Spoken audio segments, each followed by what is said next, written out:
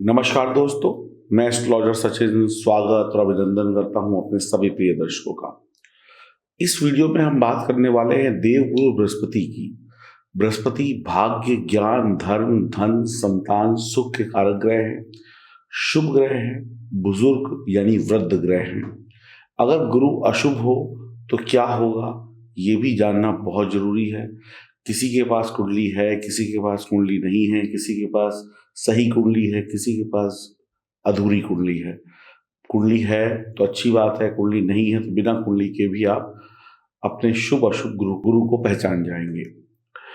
अशुभ गुरु अगर कुंडली में है तो शारीरिक लक्षण भी होते हैं। कुछ आपके जीवन में ऐसे लक्षण दिखाई पड़ते हैं जिसके लिए कुंडली देखने की आवश्यकता नहीं है।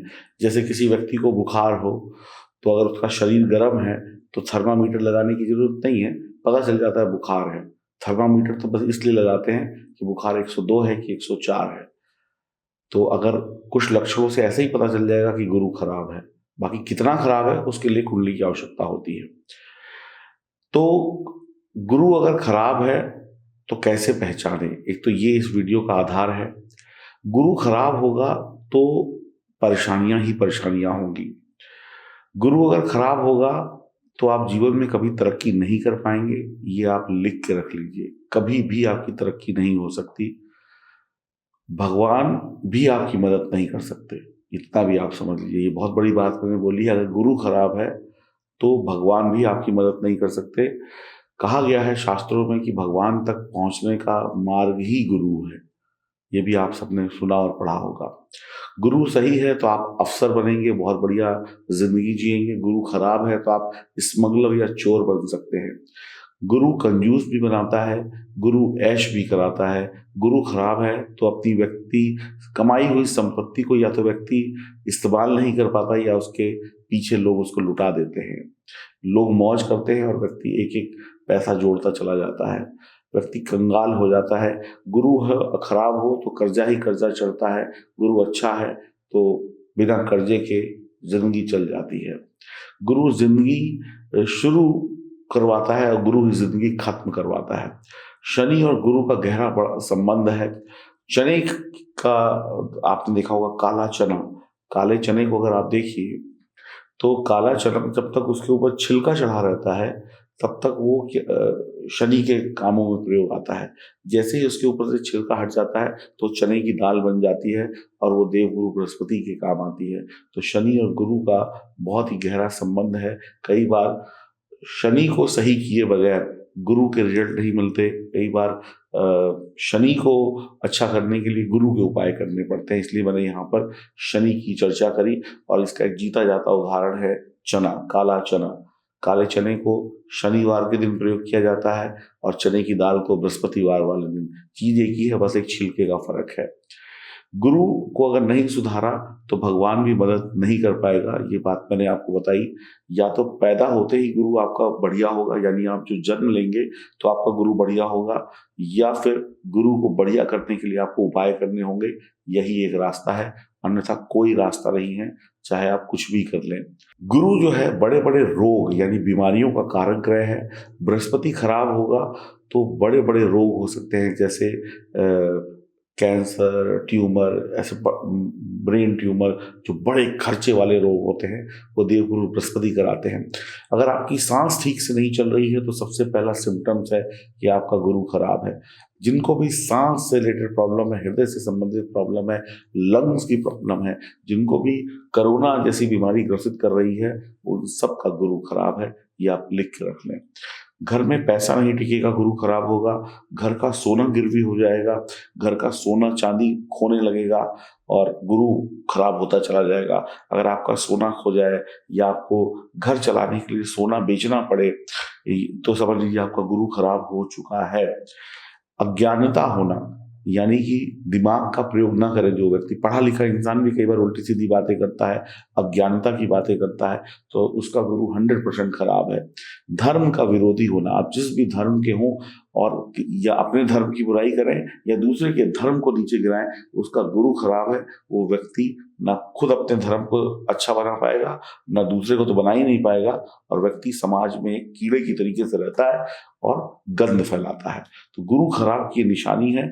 जो भी लोग अपने या दूसरे के धर्म के प्रति उंगली उठाते हैं, वो लोग खराब गुरु की निशानी के शिकार होते हैं।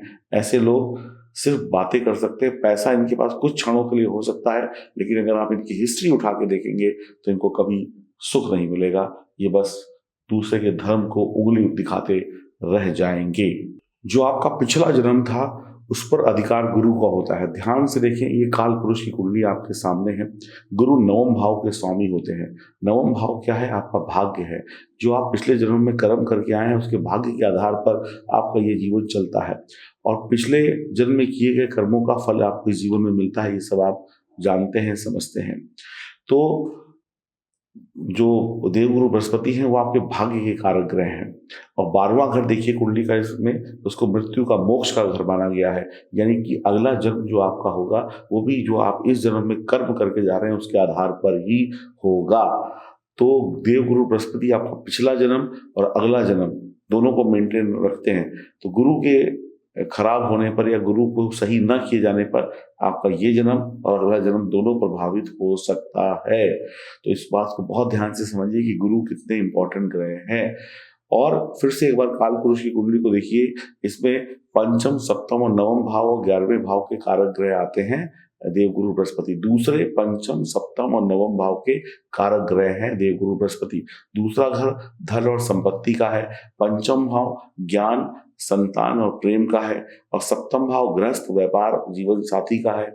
और क्या कहते हैं, नवा घर जो है ये आपका भाग्य है, धर्म है, कर्म है, पिता है। और 11वां भाव जो है वो कमाई है, यानी जो आप मेहनत करते हैं, नौकरी व्यापार करते हैं, उससे अर्निंग्स।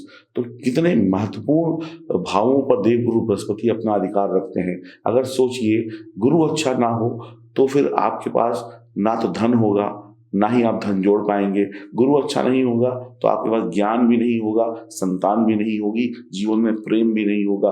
गुरु खराब होगा तो गृहस्थ जीवन यानी वैवाहिक जीवन खराब, व्यापार खराब, नौकरी खराब। और अगर गुरु अच्छा नहीं होगा तो आपका भाग्य आपका साथ नहीं देगा, पिता का सहयोग नहीं मिलेगा, धर्म विरोधी हो जाएंगे आप। गुरु खराब तो नौकरी और व्यापार तो करेंगे, मेहनत तो करेंगे, लेकिन कमाई अच्छी नहीं होगी। तो सोचिए, एक गुरु के खराब होने से पूरा जीवन जीरो हो सकता है। तो गुरु बढ़िया है तो ये सब चीजें आपकी बढ़िया हो जाएंगी। यही गुरु का आशीर्वाद है। कुंडली के सभी केंद्र स्थान, ये देखिए जो केंद्र स्थान आपको दिख रहे हैं कुंडली के सभी केंद्र स्थान को विष्णु भाव बोला जाता है। विष्णु भगवान क्या है? देवगुरु बृहस्पति हैं। गुरु को प्रसन्न करने के लिए भगवान विष्णु की पूजा सदैव लाभकारी रहती है। बीच बीच में उपाय भी मैं आपको बता रहा हूँ ताकि आप चीजों को समझते जाएं। पूरा वीडियो देखेंगे तो देवगुरु बृहस्पति को सही करके, पिछला जन्म तो नहीं मैं सही करवा पाऊंगा आपका, लेकिन ये जन्म जो आज का आपका जन्म है और आगे आने वाला जो कल है वो आपका जरूर सुधर सकता है। और जो देवगुरु बृहस्पति है अगर उसको सही कर ले तो लड़खड़ाया हुआ व्यक्ति भी खड़ा हो सकता है। सांसों में जिनकी समस्या है, जो लोग ठीक से सांस नहीं ले पाते हैं, जिन लोगों को डॉक्टर्स कहते हैं आपको सांस की समस्या है, उनका गुरु खराब है, कुंडली देखने की आवश्यकता नहीं है, ऐसे ही समझ जाइए। कमर में दर्द जिसको बहुत ज्यादा रहता हो, एक आध बार कभी हो गया, थक गए, वो एक अलग बात है। जो हमेशा कमर दर्द से पीड़ित रहते हैं 100% उनका गुरु खराब होता है। माथे के दोनों तरफ, ये जो दोनों तरफ होते हैं 1 और 2, ये दोनों तरफ जो होता है, यहाँ पर दर्द होना या माइग्रेन होना खराब गुरु की निशानी है। कंधों का झुक जाना, कुछ लोग ऐसे झुक के चलते हैं या कुछ लोग ऐसे कुब निकल जाता है, तो उनका गुरु 100% खराब होता है। मोटापा बढ़ना और कम खाने के बाद भी और मेहनत करने के बाद भी मोटापा कम ना होना और पतले ना होना 100% खराब गुरु की निशानी है। गुरु की उंगली कौन सी होती है? गुरु की उंगली ये होती है, ये वाली जो पहली वाली देखिए, जैसे मैंने इसमें पुखराज पहना हुआ है।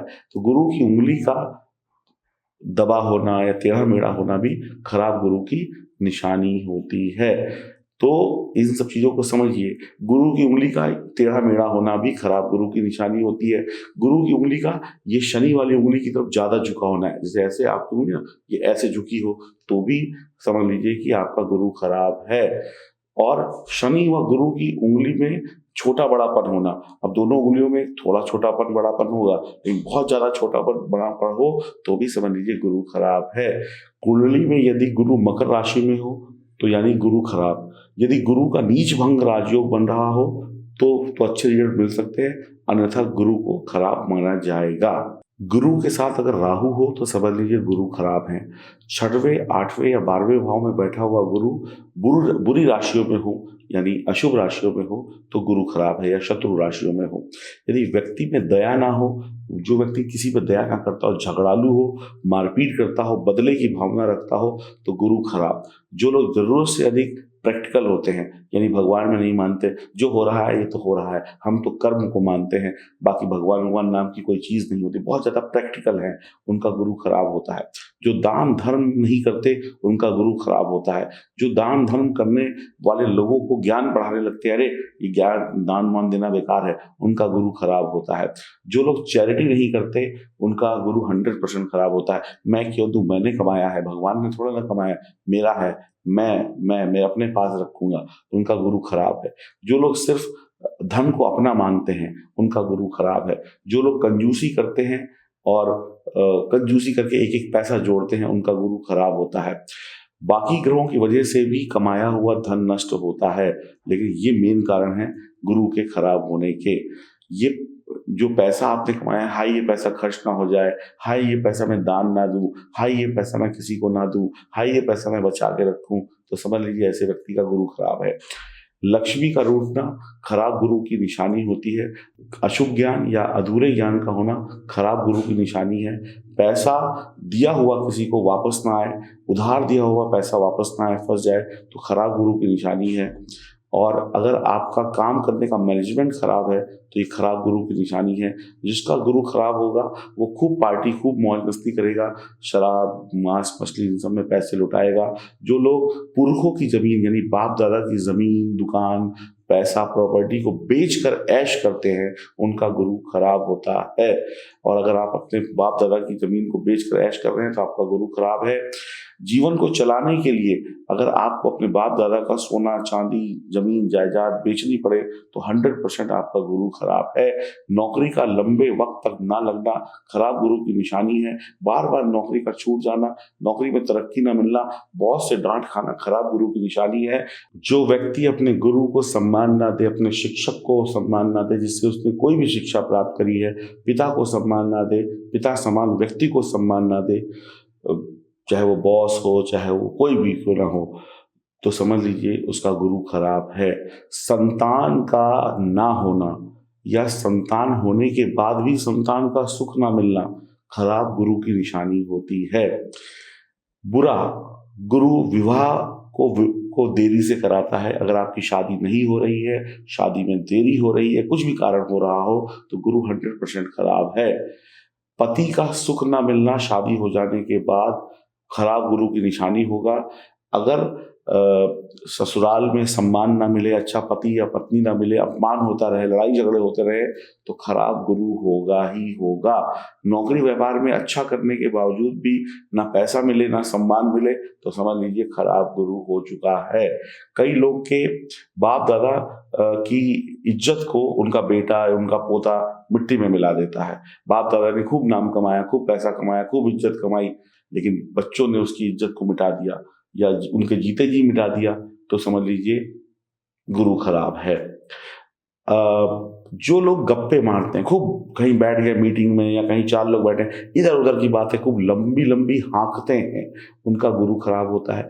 जो लोग फालतू के गप्पे मारते हैं, बेकार के चुटकुले सुनाते हैं, बेकार की बातें करते हैं, इधर उधर की बातें करते हैं, टाइम पास अपना भी करते हैं, दूसरे के टाइम को भी खराब करते हैं, उनका गुरु 100% खराब है। जो लोग डींगे मारते हैं, जो लोग बकबक करते हैं, उनका गुरु खराब है। जिनके शरीर से बदबू आती है, जो लोग खूब जम्हाई बैठे बैठे जम्हाई लेते रहते हैं, उनका गुरु भी 100% खराब होता है। जिनको हृदय की पर समस्या है, जिनको लंग्स की समस्या है, उनका गुरु भी खराब होता है।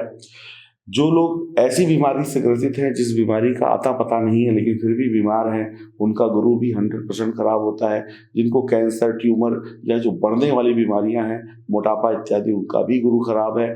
धर्म के नाम पर जो पैसा इकट्ठा करते हैं, लूट लेते हैं और उसको अपने जीवन में इस्तेमाल करते हैं अपने पर्सनल सुख के लिए, उनका गुरु 100% खराब होता है। जो लोग चंदा वगैरह इकट्ठा करके खा जाते हैं, उनका गुरु खराब होता है। जो लोग हेरा फेरी करके पैसा कमाते हैं, उनका गुरु खराब होता है। जो ज्ञान का सही उपयोग ना करे, आप ज्ञानी हैं लेकिन ज्ञान का सही उपयोग नहीं कर रहे हैं, आपका गुरु खराब है। अधूरे ज्ञान वाले लोगों का गुरु खराब होता है। जो लोग तंत्र मंत्र जादू टोने में पढ़ते हैं, किसी भी प्रकार से जो लोग करते हैं या जो लोग करवाते हैं, उनका गुरु 100% खराब होता है। और जो लोग झूठी उम्मीद में जीते हैं, अरे हो जाएगा, भगवान कर देगा, कल हो जाएगा, कल बच जाएगा, कोशिश क्या करनी, अपने आप भगवान कर देगा, कल हो जाए, परसों हो जाएगा, अच्छा ठीक है 2 दिन बाद हो जाएगा। जो लोग झूठी उम्मीद में बैठते हैं, उनका गुरु खराब होता है। जो लोग सोना खो देते हैं, गिरवी रख देते हैं, उनका गुरु खराब होता है। जो लोग शिक्षा में बार बार फेल होते हैं, उनका गुरु खराब होता है। जो लोग पढ़ लिख कर भी, जैसे आपने पढ़ाई करी डॉक्टर की और आप काम कर रहे हैं किसी फैक्ट्री में, या आपने कुछ जो पढ़ाई करी उस पढ़ाई से संबंधित नौकरी या व्यापार का ना मिलना भी खराब गुरु की निशानी होता है। यानी मजबूरी की नौकरी करना भी खराब गुरु की निशानी है। अगर आपके संस्कारों में आप कोई कमी रखते हैं, जो आपको संस्कार दिए जाते हैं, बड़ों का सम्मान करें, पैर झूठ ये ना बोलें, चोरी ना करें, ये सब नहीं करते हैं तो गुरु खराब है। ज्ञान की बातों को ना मानना और अपनी बातों को चलाना, ईश्वर और धर्म की बातों पे विश्वास ना रखना खराब गुरु की निशानी है। बच्चे कहने में ना आए, यानी आपके बच्चे आपकी बात ना माने, वो अपनी उल्टी सीधी काम करे, तो समझ लीजिए गुरु खराब है। पूजा पाठ घंटों करने के बाद भी, बहुत अहम बात कह रहा हूं, घर में मंदिर का होना, घर में पूजा के मंदिर का होना, जो भी छोटा बड़ा मंदिर है उसका होना, गलत डायरेक्शन में लगा होना, गलत भगवान की फोटो गलत जगह पर लगा होना। दीवारें भी बताती हैं कौन सी दीवार कौन से भगवान को रिप्रेजेंट करती है। गलत जगह पे गलत भगवान की फोटो लगा होना, घर में मंदिर बना होना, अधिकतर लोगों के जीवन में दुख और परेशानी लेकर आता है। तो कई बार घर में मंदिर होना और उस मंदिर में धूप बत्ती, अगरबत्ती, घंटी, शंख बजाकर पूजा करना आपकी बड़ी बड़ी परेशानियों का कारण होता है। चाहे वो काम धंधे से जुड़ी हो, चाहे पर्सनल लाइफ से जुड़ी हो, चाहे सुख से जुड़ी हो, चाहे शादी से जुड़ी हो। तो हर व्यक्ति पूजा नहीं कर सकता है और हर व्यक्ति अपने घर में मंदिर नहीं रख सकता है। तो इसके लिए सिर्फ एक ही चारा बचता है कि मंदिर जाएं, मंदिर में पूजा अर्चना करें, जो भी घर के नजदीक मंदिर है वहां पर सेवा करें, वहां पर मेवा खाने ना जाएं। कई लोगों के लिए चैरिटी करना, मंदिर के या शुभ कामों में या साधु संतों को पैसा देना या उनको भोजन खिलाना या कपड़े देना या मंदिर में घंटों घंटों पूजा करना भी उनके लिए हानिकारक होता है और वो इसी वजह से तरक्की नहीं कर पाते हैं। तो ये आपको सुनकर हैरानी हो रही होगी कि भगवान की पूजा करने से भी क्या नुकसान, गुरु खराब होता है? जी हाँ, बिल्कुल होता है। तो इसके लिए आपको जन्म कुंडली की जांच जरूर करानी चाहिए।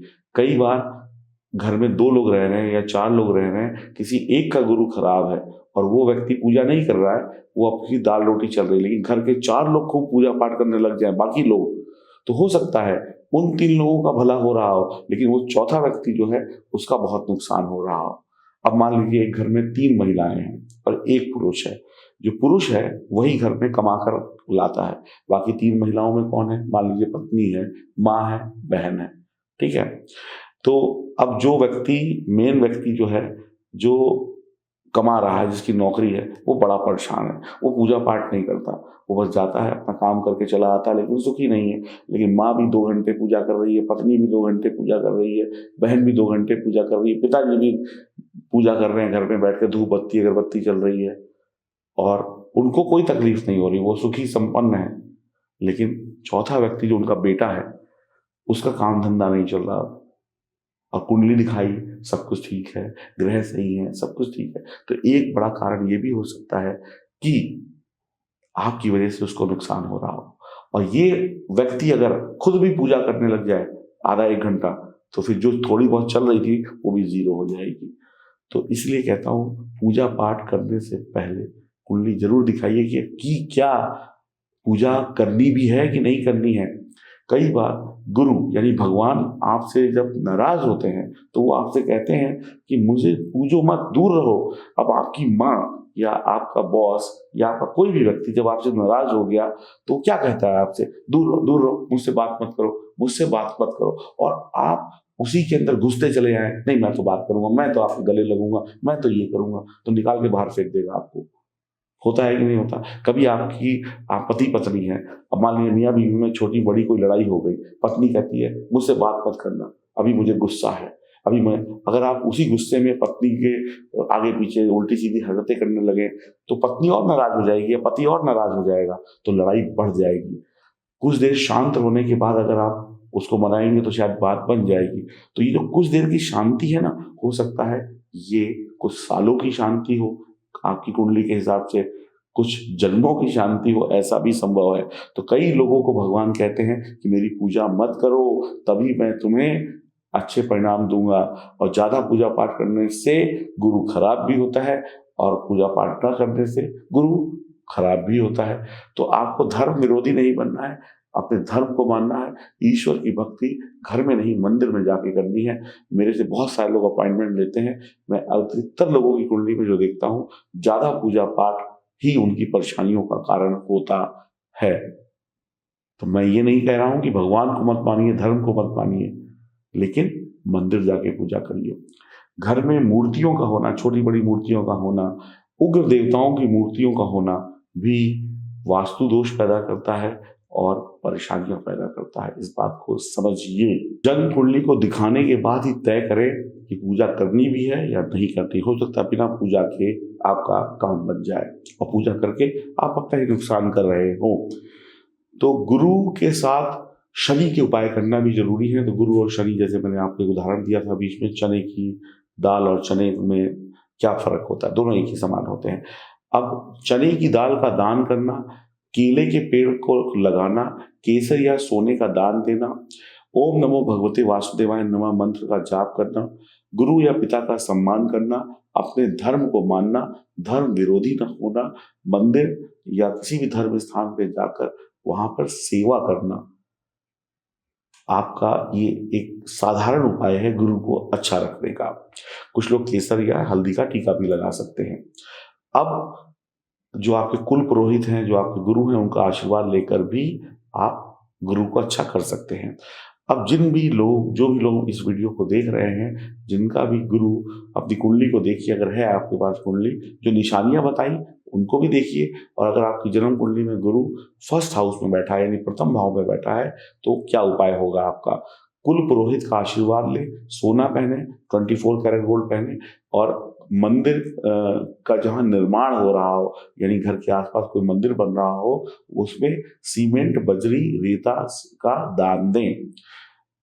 अगर आपका गुरु सेकंड हाउस में बैठा है कुंडली के, धर्म स्थान के पुजारी को पीले कपड़े में चने की दाल लपेट कर दें, किलो सवा किलो अपने हिसाब से। अगर आपका गुरु थर्ड हाउस में बैठा है तो अपने घर के आंगन में पीले फूल लगाएं और पीपल के पेड़ की सेवा करें। या तो पीपल का पेड़ कहीं पे लगाएं मैदान में, या कोई पीपल का पेड़ बड़ा होता हुआ पीपल का पेड़ हो तो उसकी बड़ा करने में उसको खाद पानी दें, या मंदिर जाकर भी पीपल के वृक्ष को सींच सकते हैं।